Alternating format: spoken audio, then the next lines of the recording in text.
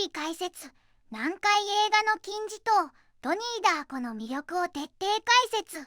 皆さん、こんにちは、です。なんだか今日は、いつもと違う不思議な空気が流れているような気がするわね。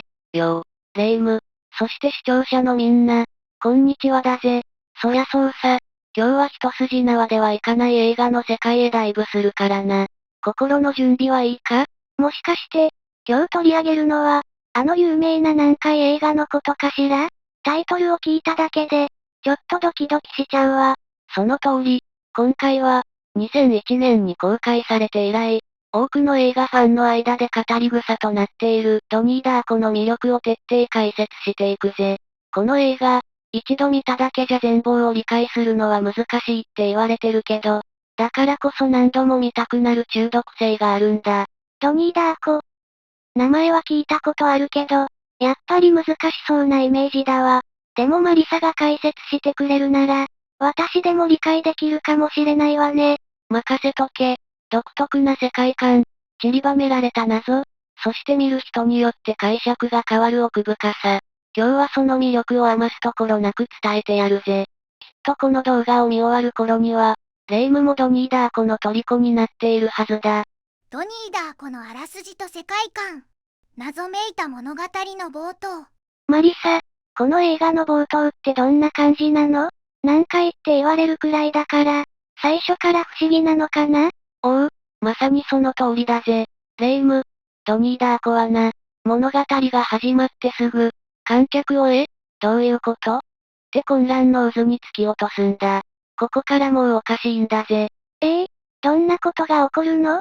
普通の青春映画じゃないんだね。全然違うんだ。まず、主人公のドニー・ダーコがいきなり家の前の道路で寝てるところから始まるんだ。目が覚めて家に帰ると、なんと、彼の部屋に飛行機のジェットエンジンが墜落してるんだ。ジェットエンジン、部屋に直撃したの？でも、ドニーは外にいたから無事だったってこと？そうだ。もしドニーがあの時、何かに導かれるように外に出ていなかったら、間違いなく死んでいた。この時点で、なぜジェットエンジンが、なぜドニーは外にいたって謎が噴出するんだ。偶然にしてはできすぎてるわね。まるで誰かが彼を助けたみたい。まさにそこなんだ。そして、さらに不可解な出来事が起こる。ドニーの前に、巨大なウサギの着ぐるみを着たフランクと名乗る人物が現れるんだ。これがまたインパクト大でな。見た目がすごく怖いんだぜ。ウサギ？しかも喋るの？着ぐるみってことは、誰かが中に入ってるの？それとも幻覚？そこがこの映画の大きな謎の一つなんだが、フランクはドニーにだけ見えていて、彼に衝撃的な予言をする。世界の終わりまで、あと28日と6時間42分12秒だってな。世界の終わり？そんな、いきなり。信じられない話ね。フランクはそれだけじゃない。彼はドニーに色々な指示を出すようになるんだ。学校に水を流したり、色々な破壊行為をそそのかしたり、まるでドニーを操るかのようにね。そのフランクの言うことには何か意味があるのかしら？ドニーはなぜそんな彼の言うなりに？そこが物語の核心に迫る部分なんだ。この謎めいた冒頭によって、見てる側は一気にドニー・ダーコの奇妙でダークな世界観に引きずり込まれるんだぜ。ドニーは一体何を見たのか、フランクは何者なのか、そして世界の終わりとは何を意味するのか。最初から最後まで目が離せなくなるんだ。聞いているだけで頭がこんがらがってきたけど、同時にすごく興味が湧いてきたわ。このつかみは確かに強烈ね。タイムトラベルの要素とその背景。マリサ、ジェットエンジンが落ちてきた話も驚きだったけど、この映画にはタイムトラベルの要素があるって本当なの？未来に行ったり過去に戻ったりするの？ああ、その通りだぜ。レイム。でも、タイムマシンに乗って物理的に移動するような、よくあるタイムトラベルとはちょっと違うんだ。この映画の核となるのが、タイムトラベルの哲学という一冊の本なんだ。タイムトラベルの哲学？誰が書いた本なの？近所に住む、死神オババと呼ばれているロバータ・スパローという老婆が書いた本だ。ドニーはこの本を通して、自分の身に起きている不可解な現象のヒントを得ようとするんだ。おばあさんがそんな難しい本を、その本にはどんなことが書かれているの？この本で語られているのが、主要宇宙、リビングユニバースと、そこからごく稀に分岐して生まれる接線宇宙、タンジェントユニバースという概念だ。タンジェントユニバースは非常に不安定で、数週間で崩壊し、その際に主要宇宙を巻き込んでしまう危険性があるらしい。じゃあ、ドニーの部屋にジェットエンジンが落ちてきたのは、その接線宇宙が発生したせいなの？まさにそこなんだ。あのジェットエンジンは、タンジェントユニバースが発生した際に現れるアーティファクトと呼ばれる物体だと考えられている。つまり、ジェットエンジンの落下自体が、時間の流れに異常が起きた証拠なんだ。アーティファクト。なんだか特別な響きね。そして、タンジェントユニバースが発生すると、その崩壊を防ぐために選ばれるのがリビングレシーバーという存在だ。これが主人公のドニー・ダーコなんだ。ドニーが選ばれた特別な存在なのね。じゃあ、あのフランクは？フランクは操作されたもの、マニピュレイテッドと呼ばれ、リビングレシーバーであるドニーを導く役割を持つとされている。タンジェントユニバース内で死んだ者がこうなる、という説もある。フランクがドニーに世界の終わりまでの時間を告げたり、破壊行為をそそのかしたりするのは、ドニーをある行動に導くためなんだ。なるほど。フランクはドニーを操っていたんじゃなくて、使命のために導いていたっていうことなのね。すごく複雑だけど、このタイムトラベルのルールがあるからこそ、物語のすべての出来事が繋がってくるんだ。そうだ。このタイムトラベルの哲学で示唆される宇宙の法則を理解することが、ドニー・ダーコの深いテーマや、あの衝撃的なラストシーンを読み解く鍵となるんだぜ。一度見ただけではわからない部分も、この設定を知ると全く違った視点で見られるようになるんだ。この設定を聞くと、もう一度最初から見てみたくなったわ。単なる SF じゃなくて、すごく哲学的なテーマも隠されているのね。そこで選ばれるのが、リビングレシーバー。タングラー宇宙を修復し、アーティファクトを元の宇宙に送り返す使命を帯びた存在だ。それが、この映画の主人公、ドニー・ダーコなんだぜ。ドニーがそんな重要な役割を。じゃあ、あの不気味なウサギのフランクは何者なの？フランクは、マニピュレイテッドデッドと呼ばれる存在だ。タングラー宇宙内で死んだもので、リビングレシーバーであるドニーを導き、使命を達成させる手助けをする。だからフランクはドニーに世界の終わりを告げたり、不思議な指示を出したりするんだ。なるほど。フランクの行動にはそういう理由があったのね。でも、ドニーはそんな難しい役割をどうやって果たしていくのかしら。そう、ドニーはフランクの導きやタングラー宇宙の哲学の記述を頼りに、世界の終わりを回避しようと奮闘するんだ。タイムトラベルといっても、単に時間を移動するんじゃなくて、宇宙の法則や運命に立ち向かう壮大な話なんだぜ。ただのホラーやミステリーじゃない、奥深い設定があるのね。この背景を知ると、映画の見方がぐっと深まりそうだわ。ダークな雰囲気と映像美。マリサ、ドニー・ダーコって物語の複雑さだけじゃなくて、映画全体の雰囲気もすごく独特だって聞いたわ。やっぱり暗い感じなのかしら？そうなんだ。この映画は全体を通して、どこか重苦しくてメランコリックな雰囲気が漂っているんだ。舞台は80年代のアメリカ郊外なんだけど、どこか閉塞感があって、登場人物たちも心に闇を抱えているような、そんな影のある描写が多いんだぜ。主人公のドニー君自身、無遊病だったり、フランクっていう奇妙なウサギの幻覚を見たり、普通の高校生とはちょっと違うものね。ああ、ドニーの不安定さや孤独感、社会への漠然とした反発心みたいなものが、映画全体のダークなトーンを作っていると言える。彼が見る悪夢や幻覚のシーンは、まさに不気味そのものだ。特にあの銀色のウサギ、フランクのデザインは一度見たら忘れられないインパクトがあるよな。あのウサギ、本当に不気味で怖いわよね。映像自体も印象的なの？映像美もこの映画の重要な魅力だ。例えば、ドニーが夜の街をさまようシーンの青みがかった映像や、フランクが現れる時の光と影のコントラストは、見る者の不安を巧みに煽りつつ、どこか引き込まれるような美しさがある。スローモーションの使い方も効果的で、登場人物の感情の揺らぎや、時間の歪みのようなものを巧みに表現しているんだ。予告編で見た。お腹から透明な槍みたいなのが伸びるシーンも不思議だったわ。あれは、リキッドスピアと呼ばれるもので、タングラー宇宙の中で人々が進むべき道筋を可視化したもの、という設定だ。CG だけど、あの液体のような、でも固形物のような不思議な質感は、映画の非現実的な世界観をよく表していると言えるな。音楽もやっぱり暗い感じなのかしら？音楽の選曲も素晴らしいんだ。Tears for Fears のマッドワールドや、エコー&ザ・バニメンのザ・キリング・ムーンといった80年代の楽曲が、映画の持つ独特の哀愁や終末感を際立たせている。エンディングで流れるゲイリー・ジュールズがカバーしたマッドワールドは、映画の余韻を深く心に残す名シーンだぜ。映像と音楽が一体となって、あの独特の世界観を作り出しているのね。ただ怖いだけじゃなくて、どこか切なくて美しい。そんな印象だわ。まさにその通りだ。レイム。このダークな雰囲気と映像美、そして音楽が見事に融合しているからこそ、ドニー・ダーコは多くの人を引きつけるカルト映画になったんだ。見終わった後も、心に何か重いものが残るような、そんな不思議な力があるんだぜ。物語に隠されたテーマ。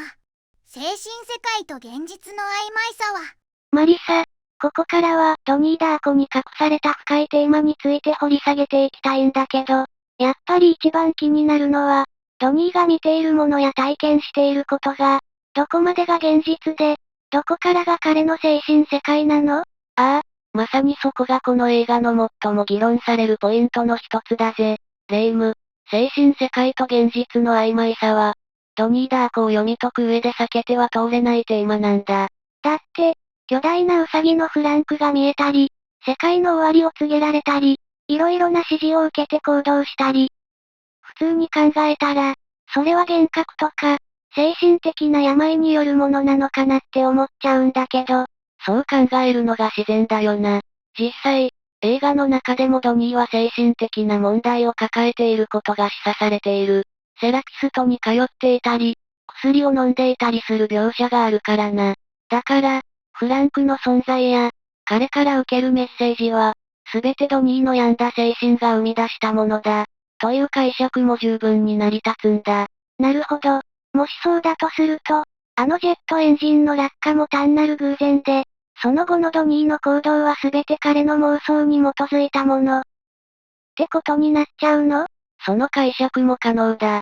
しかし、一方で、映画はタングラー宇宙の哲学という明確な SF 的な設定も提示している。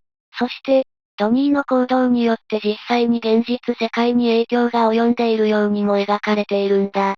例えば、彼の行動がきっかけで学校が休校になったり、思わぬ事件が起きたりする。確かに、ドニーの行動が現実の出来事と連動しているようにも見えるわね。それが、単なる彼の頭の中だけの出来事ではないのかもしれない、と思わせるのよね。そうなんだ。だからこそ、ドニーは本当にタイムトラベルに関わる運命の存在だったのか、それとも全ては彼の精神が生み出した幻影だったのかという、現実と非現実の境界線が意図的に曖昧にされているんだ。監督は、観客にどちらとも取れるように描くことで、様々な解釈を促していると言えるだろうな。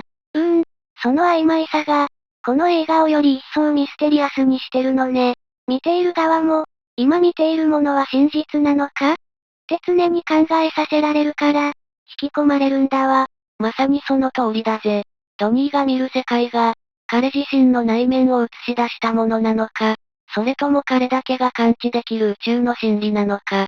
この精神世界と現実の曖昧さこそが、ドニー・ダーコという物語に深みを与え、見る者に強い印象を残す大きな要因なんだ。このテーマを意識してもう一度見ると、ドニーの表情や言葉、そしてフランクの存在が全く違って見えそうだわ。彼の苦悩が、より深く理解できる気がする。ドニーの葛藤と成長。マリサ、さっき精神世界と現実の曖昧さの話を聞いて、ドニーが抱えているものが、ただの反抗期とかじゃなくて、もっと深いものなんだなって感じたわ。彼の葛藤について、もう少し詳しく教えてくれる？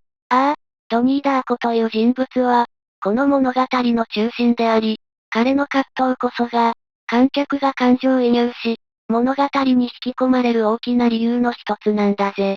彼は思春期特有の閉塞感や社会への反発に加え、説明のつかない現象に直面することで、より深い精神的な苦悩を抱えることになる。そうね。学校生活にも馴染めてないみたいだし、家族との関係もちょっとギクシャクしてるように見えたわ。そこに、フランクが現れて、世界の終わりを告げられるんだものね。そうだ。フランクの出現は、ドニーにとって恐怖であると同時に、彼の日常を完全に破壊し、強制的に何かと向き合わせるきっかけとなる。最初は混乱し、戸惑うばかりだが、フランクからの指示やタングラー宇宙の哲学を通して、彼は自身の置かれた状況や、世界の隠された法則について考え始めるんだ。普通なら受け入れられないような話を、ドニーは真剣に受け止めようとするのよね。それが、彼の内面で何かが変わり始めている証拠なのかしら。まさにそうだ。彼はフランクの言葉や本の記述を通して、自分自身の存在意義や、迫り来る運命について深く内省していく。その過程で、彼は周囲の大人たちの偽善性や、社会の矛盾にも気づき始める。同時に、グエンとの出会いを通して、他者とのつながりや愛情を知り、孤独な戦いの中で心の支えを見つけるんだ。グエンとの関係は、この暗い物語の中で一筋の光のように感じたわ。ああ、そして、ドニーの葛藤は、単に自分の命が危ないとか、世界が滅びるとか、そういうレベルの話だけじゃない。彼は、自分がなぜ選ばれたのか、自分の行動にどんな意味があるのか、という根源的な問いと向き合うことになる。その苦悩の中で、彼は徐々に、自分の運命を受け入れ、ある選択をするための精神的な成長を遂げていくんだ。なるほど。ただ流されるんじゃなくて、自分で考えて、自分で決める、ということね。その通りだ。物語の終盤、ドニーは自身の置かれた状況を理解し、ある壮絶な結論に至る。それは、彼が自身の葛藤を乗り越え、精神的に成熟したからこそ可能な成長の証だと言えるだろう。彼の最後の選択が、この物語全体のテーマと深く結びついているんだぜ。ドニーの心の動きに注目してみると、この映画がただの SF や青春物語じゃない、深い人間ドラマなんだってことがよくわかるわね。彼の葛藤と、そこから生まれる成長の物語でもあるんだ。フランクウサギの謎。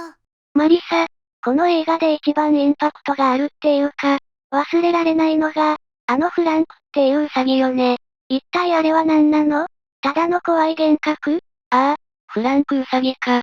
まさに、ドニー・ダーコの象徴とも言える存在だぜ。あの巨大なウサギの姿は、観客に強烈な印象を残すように作られてるんだ。夜中にドニーの部屋に現れて、世界の終わりを告げるなんて怖すぎるわ。しかも、いろいろな破壊行為をそそのかしたりするんでしょ？その通りだ。フランクの行動は、物語を大きく動かすトリガーになっている。彼が現れることで、ドニーは非日常的な世界へと引きずり込まれていくんだ。でも、やっぱりあれがドニーにしか見えないっていうのが引っかかるのよね。本当に実在するの？それとも、ドニーの精神的な問題が見せている幻？そこがフランクの最も大きな謎であり、この映画が問いかける部分なんだ。一つの解釈としては、前にも話したタングラー宇宙の哲学に出てくる操作されたもの、マニピュレイテッド。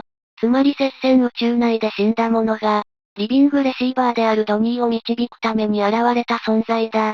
というものがある。ああ、あの本の設定にのっとっているっていうことね。そうだ。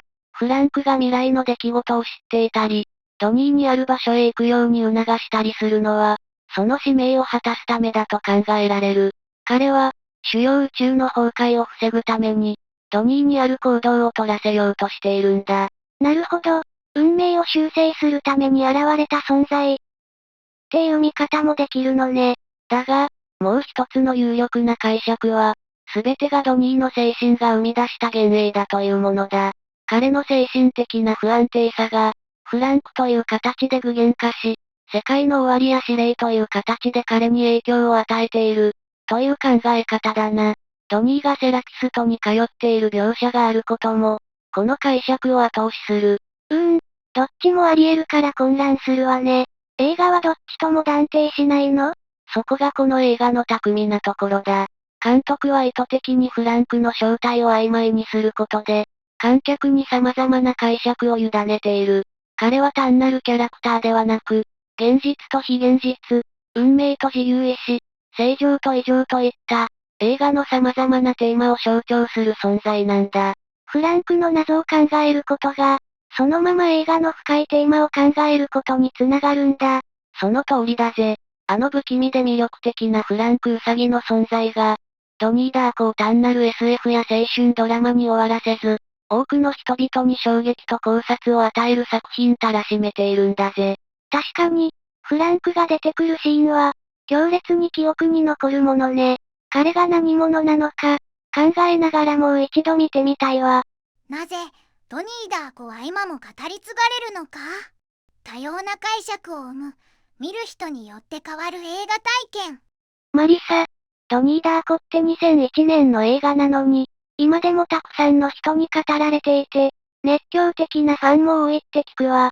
どうしてこんなに長く愛されているのかしら？いい質問だな、レイム。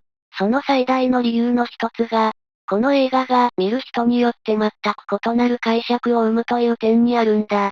つまり、100人いれば100通りのドニーダーコが存在すると言っても過言じゃない。見る人によって変わる映画体験？具体的にはどういうこと？例えば、SF が好きな人は、タングラー宇宙やタイムトラベルの要素に注目して、複雑な時間軸の謎解きを楽しむだろう。一方で、思春期の葛藤や心の闇を描いた青春ドラマとして共感する人もいる。また、哲学的な問いかけに満ちた作品として、運命や自由意志、自己犠牲といったテーマについて深く考えさせられる人もいるんだ。確かに、これまで話を聞いてきただけでも、SF 要素もあれば、ドニー君の心の動きも丁寧に描かれていたし、フランクの謎みたいな深いテーマもあったものね。そうなんだ。この映画は、あえて明確な答えを提示しない部分が多い。ジェットエンジンはどこから来たのか、フランクの正体、ドニーの運命は変えられたのか、そういった疑問に対して、監督はあえて解釈の余地を残しているんだ。だからこそ、観客は自分自身の知識や経験、価値観を総動員して、物語の意味を能動的に見つけ出そうとする。なるほど。ただ物語を受け取るだけじゃなくて、自分も参加して謎を解いていくような感覚なのね。その通りだぜ。だから、一度見ただけでは理解しきれないことも多くて、繰り返し見るたびに新しい発見があったり、前とは違う解釈が生まれたりする。そして、他の人がどんな風にこの映画を解釈したのかを知りたくなる。それが、ネットの掲示板や SNS で活発な議論が交わされ続ける理由の一つだな。答えが一つじゃないからこそ、みんなで話し合いたくなるし、自分の解釈を誰かに伝えたくなるのね。なんだか、映画を通じてコミュニケーションが生まれるみたい。まさにそうだな。この多様な解釈を生むという性質が、ドニーダーコを単なる難解な映画ではなく、観客一人一人にとって特別な意味を持つ作品へと昇華させているんだ。自分の人生経験やその時の気分によっても、映画から受け取るメッセージが変わってくる。だから、何年経っても色褪せることなく、新しい世代のファンを獲得し続けているんだぜ。ただ難しくてよくわからない。で終わらない魅力がそこにあるのね。自分だけのドニーダーコを見つけられるってことか。80年代の音楽とダークで美しい映像美の融合。ドニーダーコって、80年代の音楽がすごく印象的だよね。あの時代の音楽が映画の雰囲気と見事に融合して、独特な世界観が生まれてる。その通り、80年代の音楽は、この映画のダークな雰囲気とすごくマッチしているんだ。特に、シンセサイザーを使った曲が映画のテンションを高めて、視覚と音楽が一体になった感覚を観客に与えてる。例えば、映画のオープニングで流れるマッドワールドって、すごく心に残る曲だよね。あの曲の持つ切ない感じが、ドニーの心情や映画全体の雰囲気にぴったりだと思う。あの曲はまさに映画のテーマを象徴しているよね。歌詞と音楽のメロディが、ドニーの精神的な葛藤や不安定な心情を表現している。あのシーンを見ると、音楽と映像が一体になって、観客に深い感動を与えるんだ。それに、映画の映像美もすごく印象的だよね。暗いシーンと明るいシーンのコントラストが、物語の緊張感を一層引き立てている。映像と音楽が見事にリンクしてるんだよ。特に、ドニーがフランクに導かれるシーンや、夢のようなシーンでは、音楽が映像の美しさとともに、観客に強い印象を与えるんだ。あの映像美と音楽の使い方って、映画全体の雰囲気を作り上げてるんだね。80年代の音楽とダークで美しい映像が相乗効果を生んで、映画がただの SF 映画じゃなく、芸術的な作品に仕上がっている。その通り、音楽と映像がそれぞれのシーンに深みを与え、観客を映画の世界に引き込む。ドニー・ダーコはまさに映像美と音楽が融合した傑作なんだ。